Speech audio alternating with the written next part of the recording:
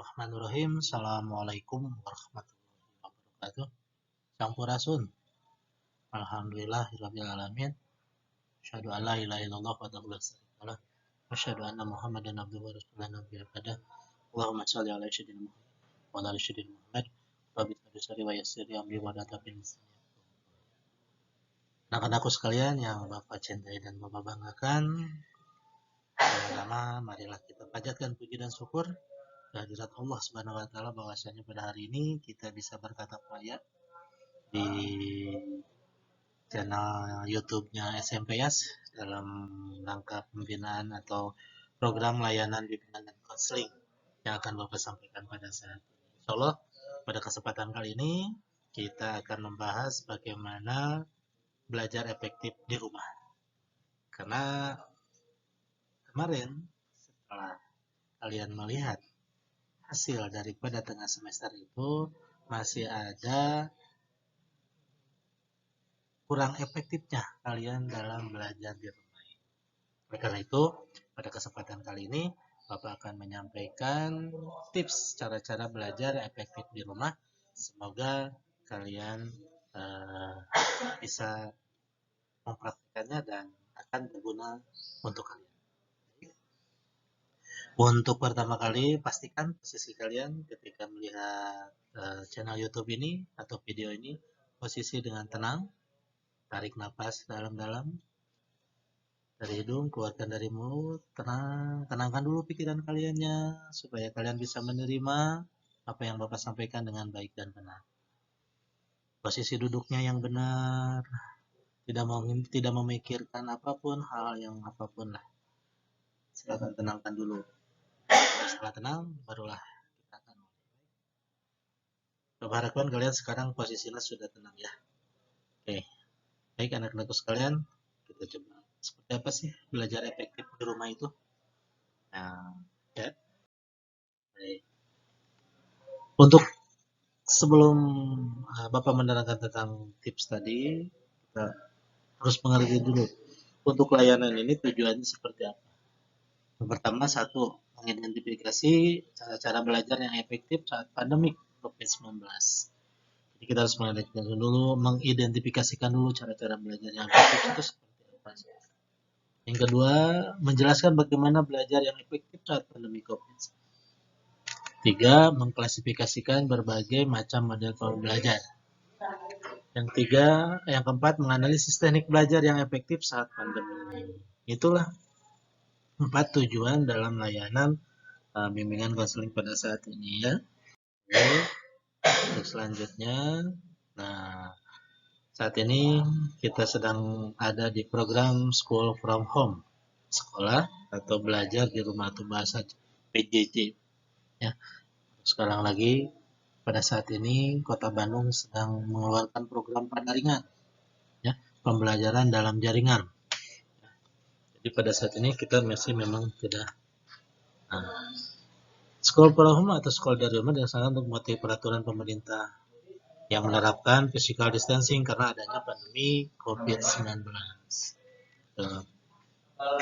Beberapa bulan kalian tidak bertemu dengan teman ya. Belajar tanpa bertatap muka dengan guru kadang membuat kita bosan ya anak-anak, walaupun terkadang kalian suka dimarahi oleh guru tersebut ya.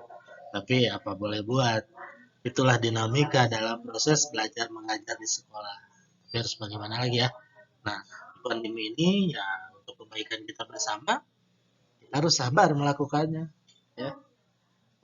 Nah, ya, sebelum pemerintah mengeluarkan peraturan yang mengharuskan kalian harus ke sekolah lagi, ya wayahnya kalian harus di rumah ya.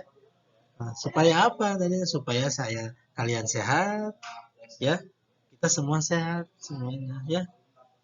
Saya sehat, kamu sehat, dan kita semua sehat ya. Amin ya Allah ya Rabbal alamin. Anyway, untuk mendukung SFH kamu supaya berjalan lancar, kali ini BK mau membagi-bagi tips nih mengenai cara belajar efektif di rumah nih. Ya, mudah-mudahan karena biasa kalau enggak konsentrasi full belajar di rumah mungkin bisa ngantuk ya. Nah, makanya di sini kita harus mudah-mudahan bisa mengefektifkan, bisa melaksanakan tips yang ada. Oke. Nah, pertama yaitu belajar di waktu yang tepat. Apakah selama ini kalian belajar di waktu yang tepat? Nah, terkadang kalian pergunakan waktu belajar kalian untuk main-main, untuk bermain di luar, ya. Terkadang waktu kalian untuk istirahat dipakai untuk belajar. Nah, itu yang menjadi salah. Nah, seperti apa belajar di waktu yang tepat ini? Ya, belajar di rumah membuat waktu belajar jadi lebih fleksibel sebetulnya. Kalian bebas saja mengatur jam belajar sesuka hati. Ya. Namun yang perlu diperhatikan, pilihlah waktu belajar di mana kalian bisa lebih fokus untuk memahami materi. Ya, karena kadang-kadang setiap orang memiliki waktu fokus yang berbeda-beda. Ada yang kalian pagi-pagi, Bapak suka melihatnya, ada yang jam 4 sudah ada yang absen. Ya, di kelas 8D tuh. Ada juga yang ada absennya sore hari. Ya, atau malam hari. Jadi kalian seharusnya harus paham dulu. Sebetulnya untuk waktu belajar kalian itu sudah diatur oleh bagian di kurikulum dari sekolah kita. Setiap hari itu sudah diatur dari Senin sampai Jumat. Ya, Senin pelajaran apa, Selasa pelajaran apa, sudah. Cuman yang diperlukan belajar di waktu yang tepat itu ketika kalian setelah selesai menerima pembelajaran yang dilaksanakan oleh sekolah. Silakan kalian pilih waktu yang tepatnya seperti itu. Selanjutnya, nih ada gambar ini apa coba? Nih ya, ini gambar apa coba? Ya, ini itu maksudnya atur area kalian belajar yang nyaman. Ya, atur. Jangan sampai kalian belajar di dapur. Ketika orang tua kalian masak, kalian ikut belajar. Jadi kaciwel. Ya, sok. Atur posisinya. Tuliskan di sini. Pojok, misalkan ya. Pojok. Wah, bagus sekali ini tulisannya. Pojok belajar.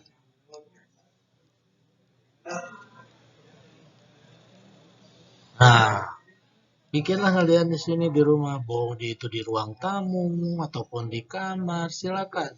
Fokuskan salah satu tempat untuk menjadi area belajar yang nyaman.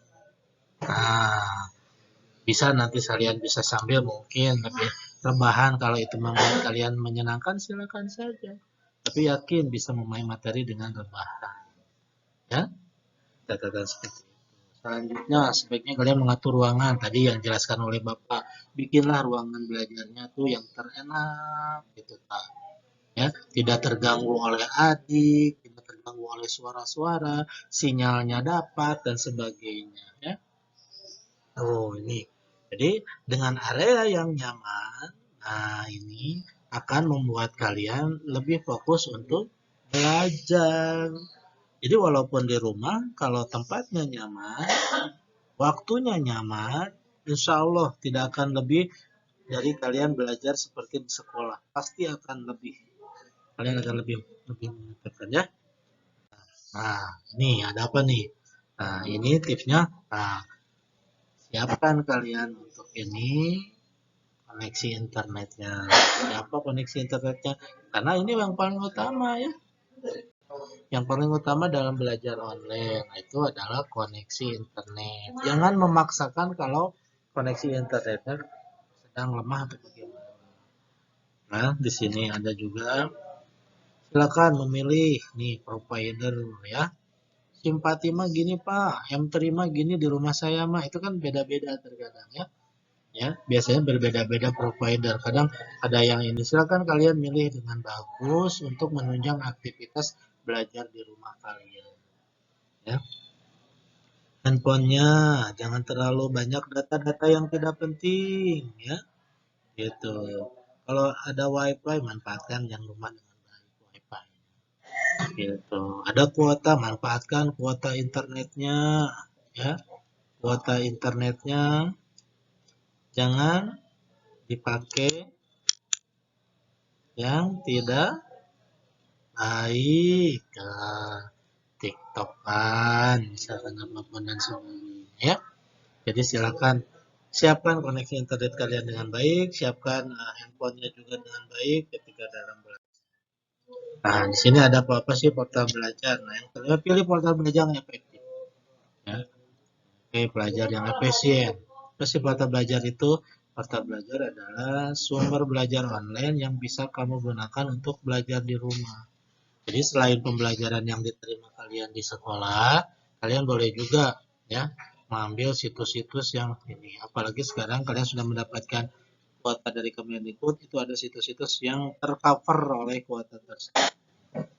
Nah, di sini belajarnya tidak akan efektif jika kalian hanya asal belajar. Kalian membutuhkan portal dan terus secara online.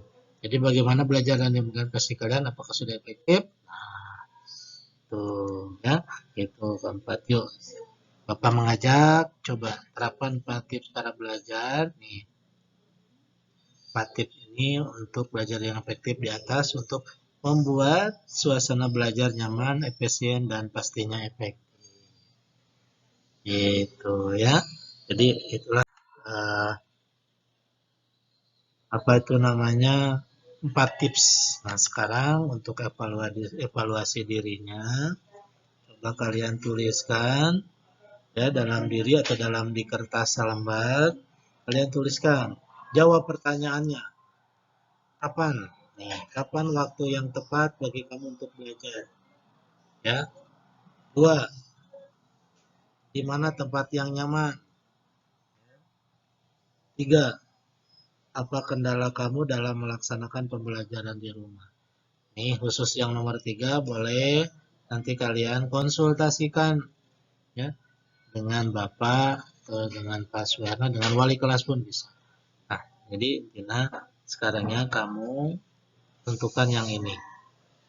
Ya, terus yang kedua tentukan juga yang ini. Kendalanya nanti kita sama-sama ngobrolkan. Nah, mungkin itu anak-anakku yang Bapak cinta, yang Bapak banggakan untuk pertemuan kali ini, untuk mengevaluasi sedikit hasil daripada proses PJJ kemarin, karena masih banyak peserta didik yang belum bisa mengoptimalkan, mengefektifkan belajar di rumahnya dengan baik. Mudah-mudahan 4 tips yang tadi Bapak sampaikan bisa kalian praktekkan dan bermanfaat buat kalian semua. Itu saja yang ingin Bapak sampaikan. Terima kasih atas perhatiannya. Wabillahi taufiq wal hidayah. Wassalamualaikum warahmatullahi wabarakatuh.